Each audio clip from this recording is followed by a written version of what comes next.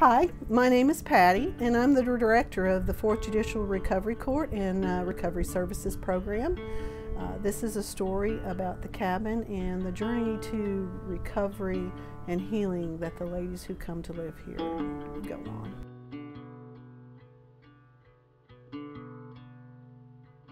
The transitional house, the cabin, is because we've never named it anything else, actually opened in December of 2013.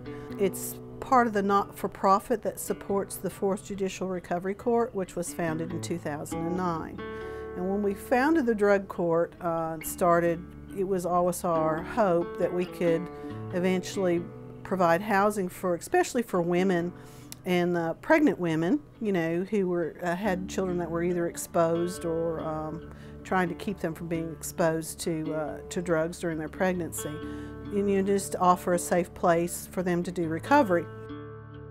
I think there are very few families today that are not touched by addiction in some form or fashion.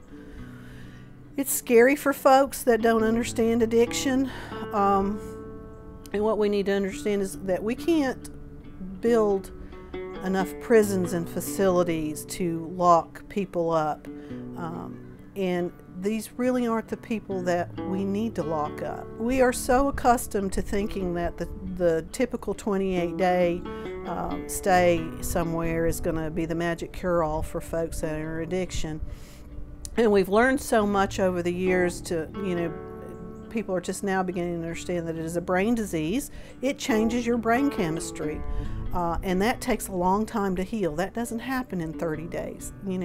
That takes years to accomplish. And we're so afraid of the drugs, whether it's opiate or cocaine or heroin, and those are, critical elements in the addiction. But addiction is about a behavior, and we have to learn to change behaviors. That is the key, and that modification takes time. Our frontal lobes don't develop until we're about 25 in a healthy human being, and that's where you make your executive decisions. Well, when you start using drugs at 12 and 13 years old, your frontal lobe is not growing, and you're still learning you're operating in your emotions, out of your middle brain. Even if you don't have a loved one that, is personally involved in it, you have a friend who has a family member that is. We need to really work hard at not being judgmental and to remembering that we're all Christ's children and we're all saved by grace. And grace and love is what we need to show them.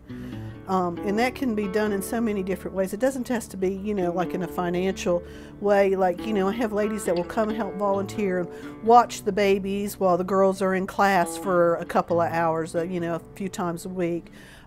We also go down to the local church and help with the Wednesday night meal and ministry there, for the girls to get involved and to give back into that too, and learn what it's like for healthy families, to work together. They don't know that. A lot of them don't know that. They don't come from, they're latchkey kids. They don't come from families that sit down to dinner and have dinner together and pray together, or play games and go on family outings together. They don't know that stuff, and they have to learn it, and it's just they're learning it as adults when we should have learned it as children.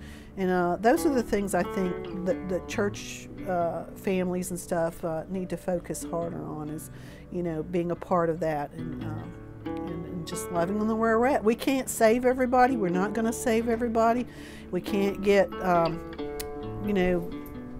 deeply attached in that area. We just have to love them and let them be where they're at and be the example for them.